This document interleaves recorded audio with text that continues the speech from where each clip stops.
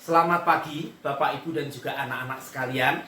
Kita bersyukur kalau pagi hari ini kita boleh datang kepada Tuhan sebelum kita memulaikan belajar dan juga mengajar kita dari rumah.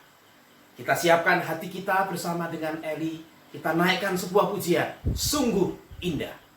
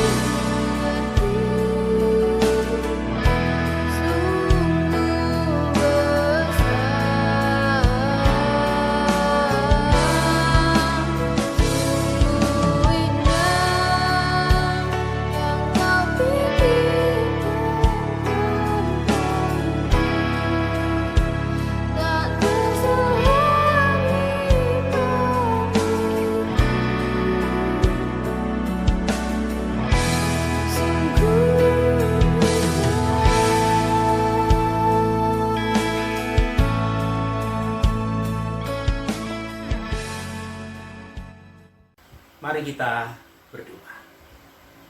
Ya Tuhan, berbicaralah pagi hari ini kepada kami, agar kami tahu sepanjang hari ini bagaimana kami menjalaninya. Di dalam nama Yesus Kristus, penebus kami yang hidup, kami siap mendengar firman. Amin. Bapak Ibu, tema kita pagi hari ini adalah bukti pengharapan. Bukti pengharapan. Diambil dari Yohanes pasalnya yang ke-14, ayatnya yang ke-9, dikatakan demikian.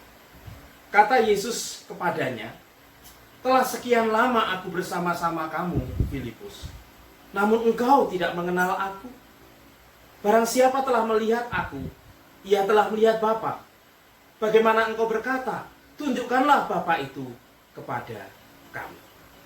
Relasi manusia itu sesuatu yang unik.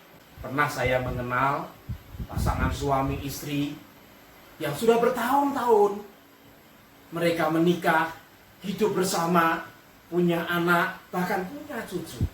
Tetapi satu waktu sang suami mengaku merasa asing dengan istrinya, merasa tidak mengenal istrinya, dan tidak mengerti kenapa istrinya melakukan ini dan itu yang menyakiti hati. Padahal sudah bertahun-tahun lamanya. Saya juga mengenal seorang anak remaja yang dari kecil bersama-sama dengan orang tuanya. Dan dia bercerita bagaimana dia merasa orang tuanya tidak kenal dirinya. Itu sebabnya dia agak sedikit memberontak dan mencoba untuk mencari perhatian dari orang tuanya. Karena merasa dia tidak dipahami, dia tidak dimengerti. Walaupun dari kecil dia tinggal satu rumah, setiap hari bersama-sama dengan orang tuanya. Dan tentu masih banyak kisah-kisah yang lain yang kita bisa tambahkan, bahwa lamanya waktu orang bersama-sama tidak menentukan pengenalan orang terhadap orang lain. Dan itu yang kemudian Yesus sampaikan kepada Filipus tadi. Telah sekian lama engkau bersama-sama aku, Filipus, tetapi engkau tidak mengenal aku. 3,5 tahun itu bukan waktu yang pendek. Di mana Yesus berada, di situ Filipus berada. Yesus makan di satu tempat, di situ Filipus juga makan. Yesus istirahat, Filipus juga ada di situ. Di mana Yesus berada, entah dia tidur di rumah atau tidur beratapkan langit, Filipus bersama murid-murid yang lain ada di situ. Yesus berbicara dengan Filipus. Filipus ngobrol dengan Yesus. Tetapi yang sangat menarik adalah Yesus kemudian berkata kepada Filipus ini, telah sekian lama kamu bersama-sama aku, kenapa engkau tidak mengenal? Bapak, Ibu, dan juga anak-anak sekalian, kenapa bisa terjadi seperti itu?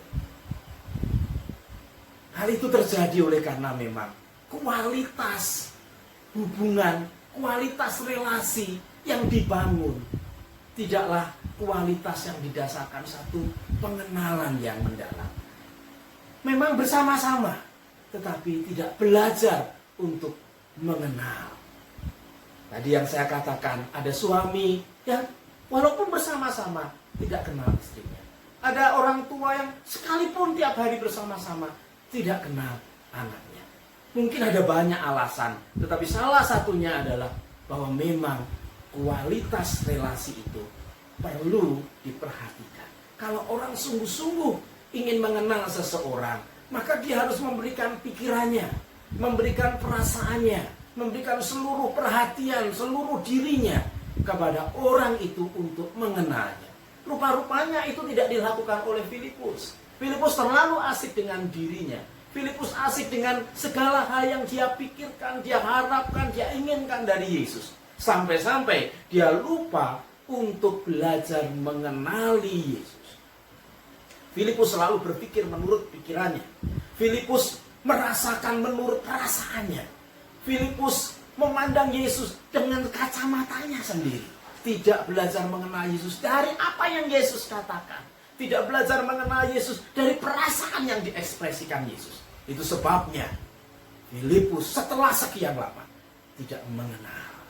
Sehingga ketika Yesus menjelaskan sesuatu tentang ia dan Bapa yang adalah satu, Filipus tidak mengenal.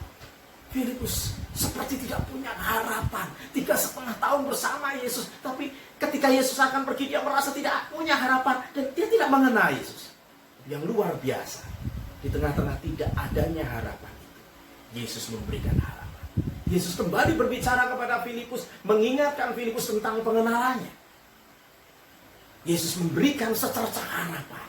Betul, kamu tidak mengenal aku, tapi aku ingin kamu betul-betul akhirnya sampai kenal aku. Itu sebabnya aku jelaskan.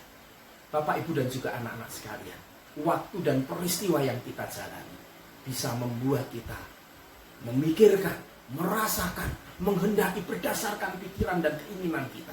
Sehingga kita ketika mendengarkan firman Tuhan, ketika Tuhan berbicara kepada kita, kita sama seperti Filipus, seperti seolah-olah tidak memahami yang Yesus katakan. Tetapi yang luar biasa, Yesus tetap memberikan pengharapan kepada kita. Dengan terus mau berbicara kepada kita, agar kita mengenal Dia berdasarkan pikiran, perasaan, dan kehendak kita. Sebabnya mari pagi hari ini kita kembali mengoreksi diri kita. Jangan-jangan kita benar-benar seperti Filipus. Sekian lama, mungkin ada 10 tahun, ada 20 tahun barangkali, ada yang 5 tahun. Atau berapapun waktu yang kita, tapi kita nggak kenal. Hari ini Tuhan memberikan bukti pengharapan itu. Dengan apa? Dengan menyatakan kembali dirinya kepada kita. Kenalah aku sebagaimana aku menunjukkan kepada. Juga jangan mengenal aku berdasarkan apa yang kamu pahami saja. Mari Bapak, Ibu, dan juga anak-anak sekalian, kita sungguh datang kepada Tuhan. Kita bersyukur karena Yesus tidak pernah mengenal, menyerah terhadap kita.